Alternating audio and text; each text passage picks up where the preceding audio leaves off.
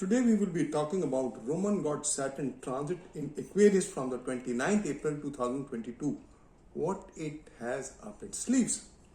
Roman god Saturn transit in Aquarius on the 29th April. It is ingressing in the sign Aquarius from the sign Capricorn.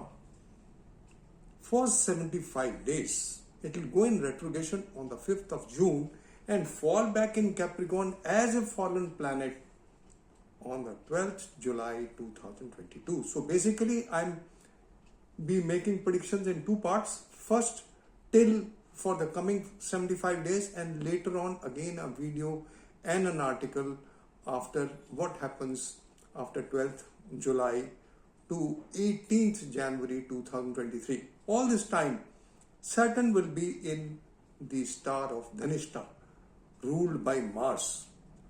Mars and Saturn conjunction of heavy planets is most crucial, and I've mentioned in all my articles that even Jahangir used to be very afraid of this conjunction, and I mentioned in my earlier articles that whenever there has been a conjunction of Saturn and Mars, it has proved most disastrous. You talk about the Blue Star operation, you talk about the 1962 war and other happenings. In 1736, Saturn and Jupiter were conjunct in the sign Gemini, and we all know what happened. There was complete looting in Delhi at 9 o'clock in the morning. All the shops, etc. was looted. So, not talking much about the past, now coming to the present situations. Saturn will ingress in the sign Aquarius on the 29th April 2022. At the time of ingress, the 5 limbs of the day are most inauspicious. They are not auspicious at all. You talk about the Karna, the Karasiddhi is the Lord is, the Karna is Vishti, a fixed Karna and a malefic Karna ruled by Saturn. And a yoga, Vishkumbh yoga. And the Tithi is Chaturdashi, a Rikta Tithi.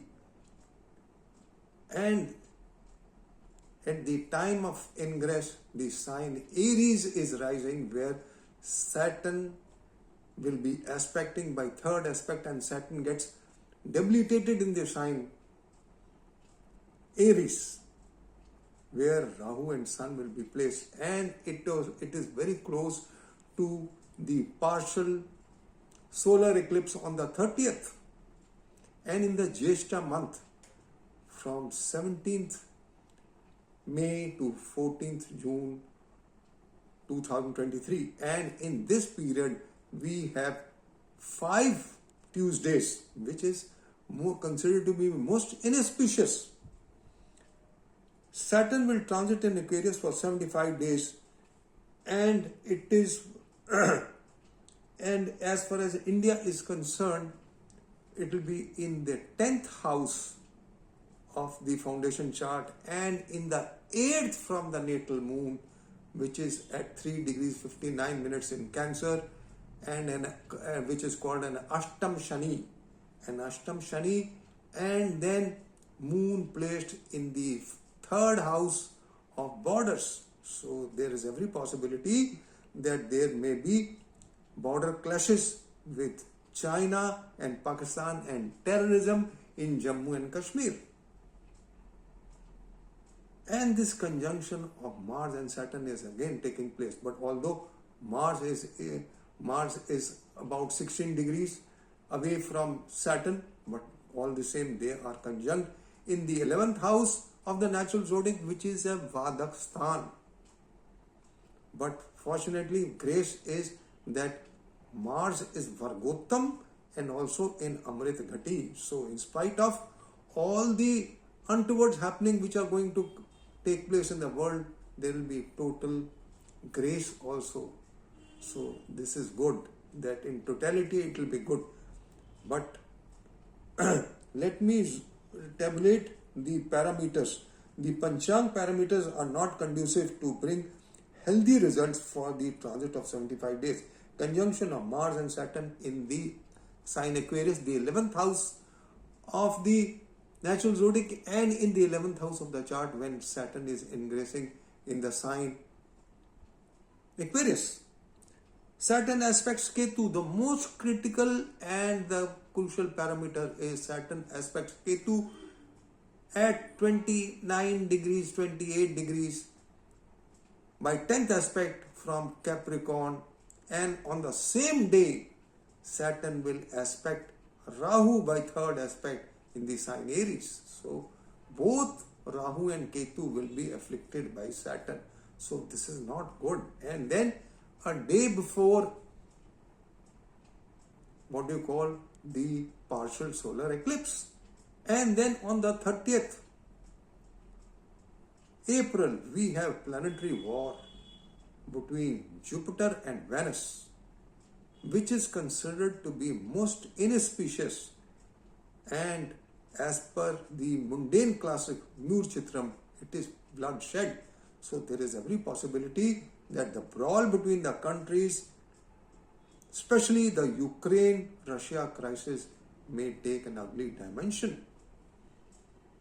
Untowards happening throughout the world, and especially in the Asian continent. There may be, I've already predicted that there may be an earthquake and a cyclone around the 3rd of May. From 29th to 3rd of May. And as far as India is concerned, it could be in the north and northwest and the central part of India, and Indonesia, Philippines, Japan, etc. could also be influenced. I've already written an article for this separately.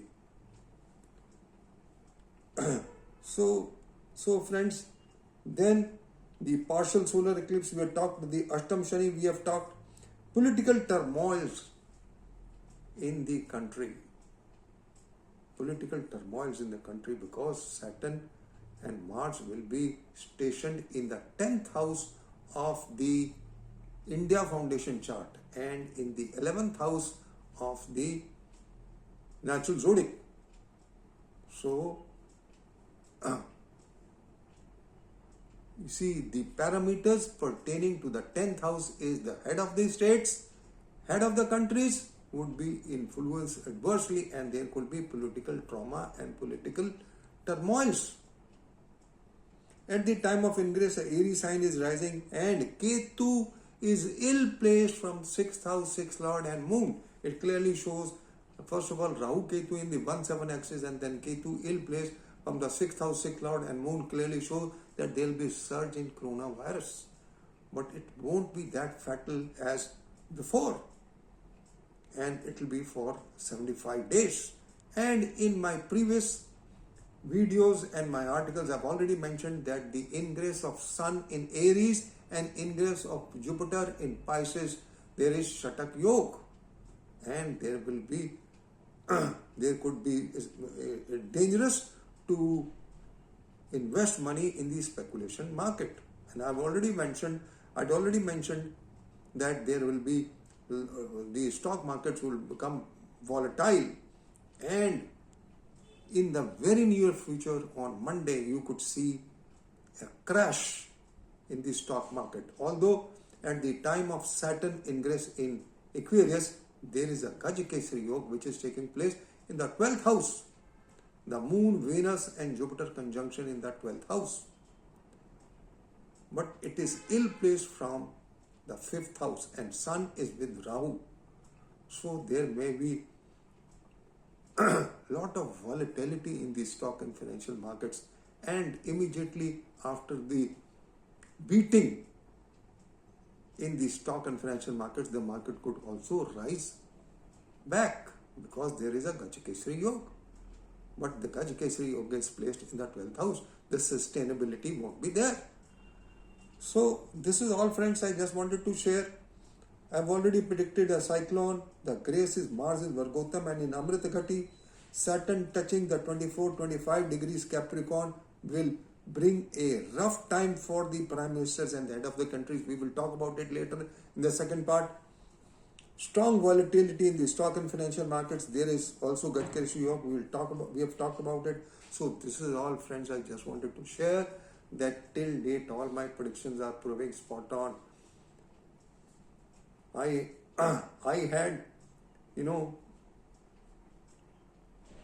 taken out myself from predicting on the stock and financial markets, because a lot of people, they comment unnecessarily. So I was not predicting anything on the stock and financial markets, but I am predicting now, because then there is also a lot of astrologers copy paste. So I'm predicting now today that on Monday you could see a huge volatility and a break in the stock and financial markets.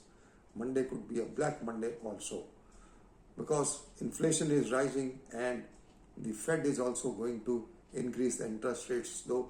So the future of the stock and financial markets is very bumpy, and you have to be very cautious. I've already predicted that one has to be very cautious in predicting, in investing in the speculative markets. So this is all, friends, wanted to share. Thank you very much for listening to me. Have a good day. Bye bye.